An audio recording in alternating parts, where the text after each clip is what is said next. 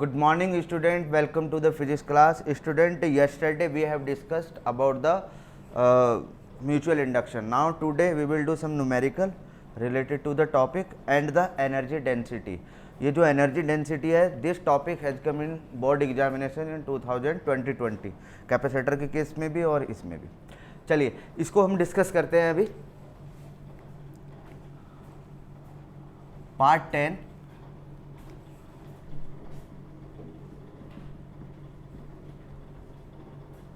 EMI electromagnetic induction का part 10 हम discuss कर रहे हैं आज. इससे चलिए एक छोटा सा न्यूमेरिकल ले लेते हैं. A 200 turns coil of self inductance 20 milli henry. 200. Question number first. In question number first 200 turns coil of self inductance 20 milli henry. N is equal to 200 turns.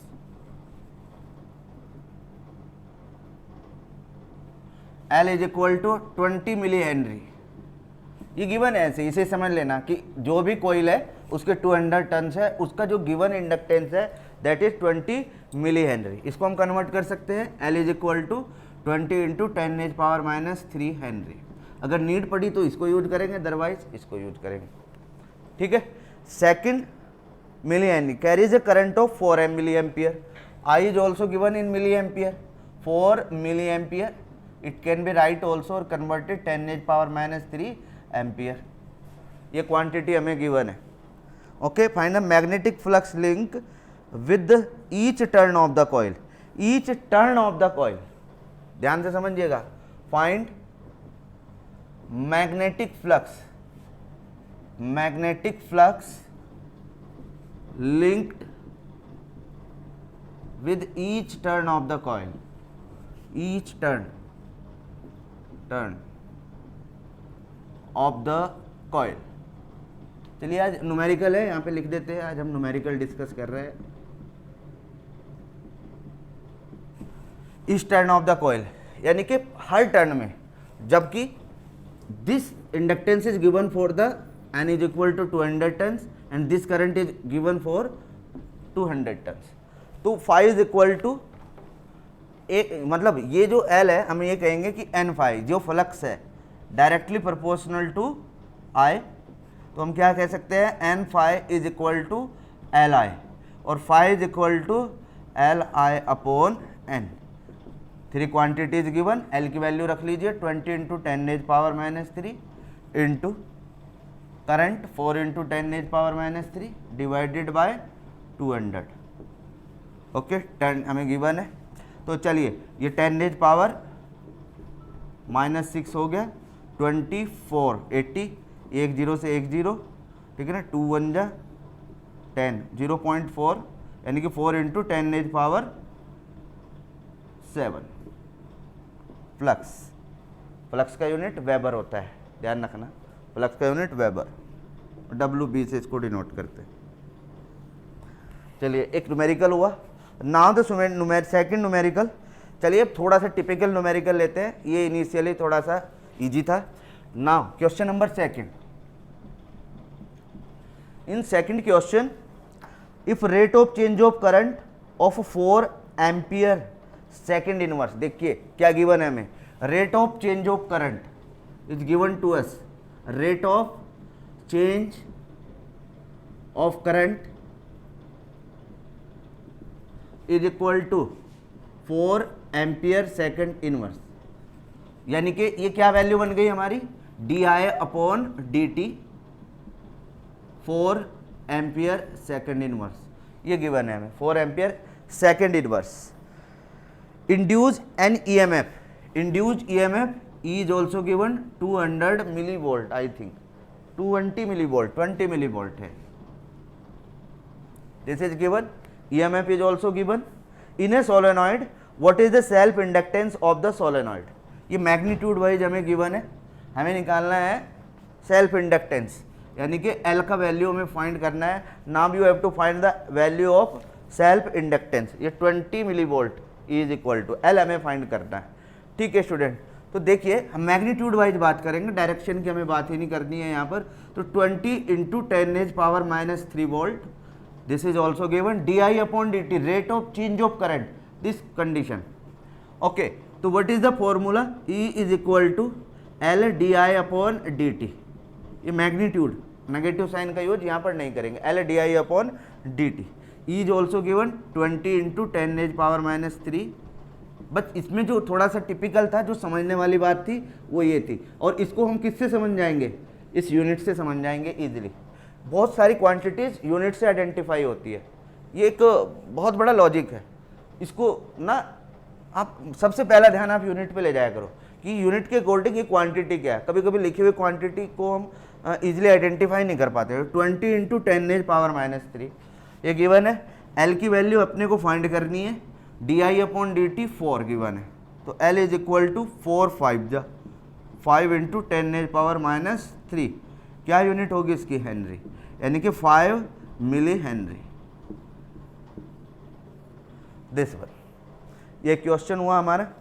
ऐसे ही स्टूडेंट आप थोड़े से जो क्वेश्चन है वो कीजिएगा एनसीईआरटी से। अगर उनकी कोई प्रॉब्लम आती है, अब मैं 1-2 दिन में जैसे ही चैप्टर फिनिश होएगा तो कुछ एनसीईआरटी के क्वेश्चन आपको बताता हूँ, बुक लेके आऊँगा, तो तब उसको करते हैं हम सॉल्व, ठीक है ना। तो चलिए, ये थे हमारे क्वेश्चन। अब हम थोड़ा सा डिस्कस करते हैं जो है आपका एनर्जी स्टोर्ड इन इंडक्टर। एक इंडक्टर में एनर्जी स्टोर होती है, कैपेसिटर में इलेक्ट्रिकल एनर्जी स्टोर होती थी, ठीक है ना। हमने एनर्जी को पढ़ा है। रेजिस्टेंस के केस में हमने एनर्जी स्टोर्ड, मैं थोड़ा सा रिलेट करना चाहूँगा इस टॉपिक को। रेजिस्टेंस के केस में हमने पढ़ा है हीट एनर्जी I²R/T सेकंड में हम कर लेते हैं।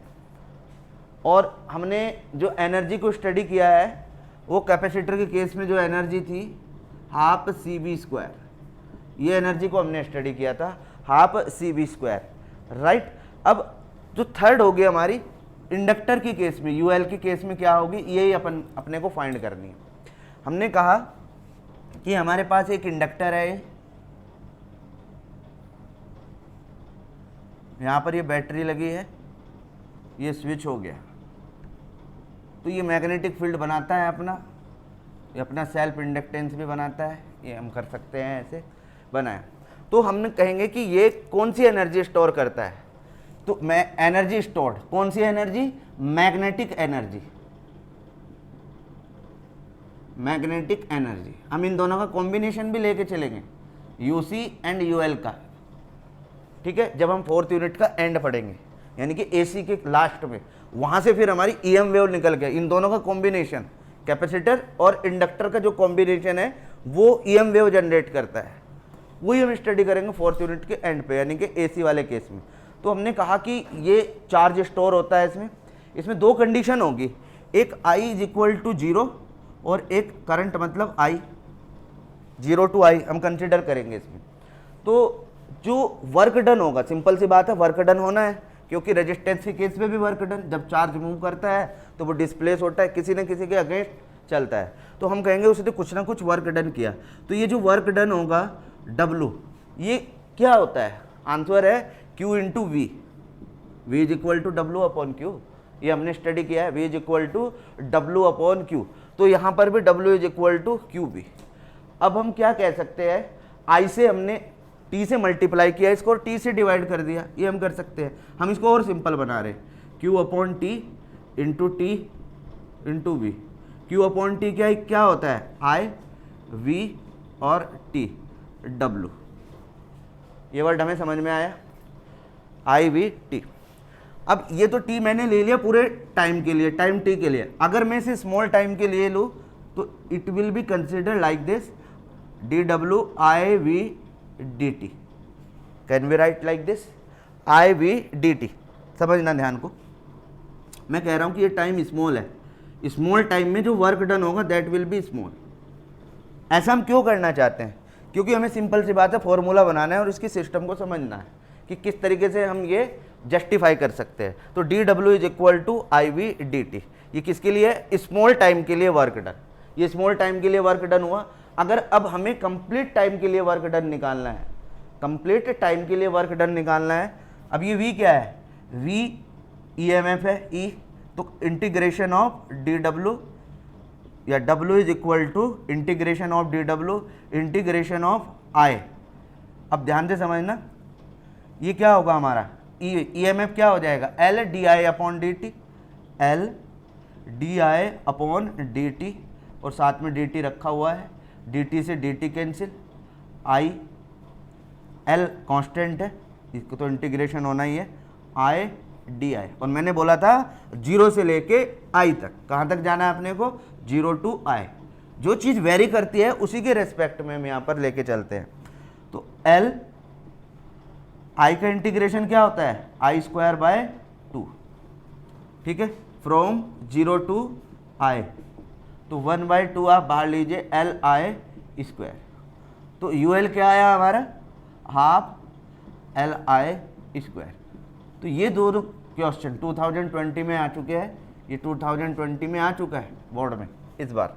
तो यही क्वेश्चन था हमारा कि find out the energy stored in an inductor, ठीक है ना।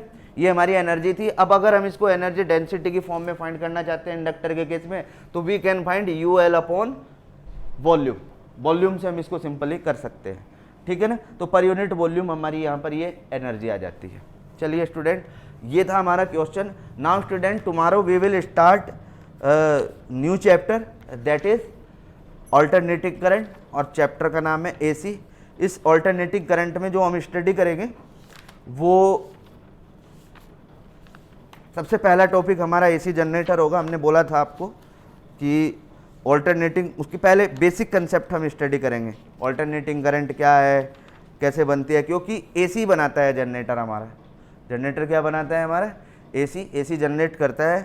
तो कल ये छोटी छोटी सी चीज़ें, इसकी बेसिक कॉन्सेप्ट ऑल्टरनेटिंग करंट की हम स्टडी करने वाले हैं, और उसके बाद आगे की प्लानिंग करते हैं। और ये चैप्टर बहुत ही इंटरेस्टिंग भी है और बहुत अच्छा भी है, और क्वेश्चन आते भी है, और फ्यूचर पर्पज़ के लिए भी ये बहुत अच्छा है।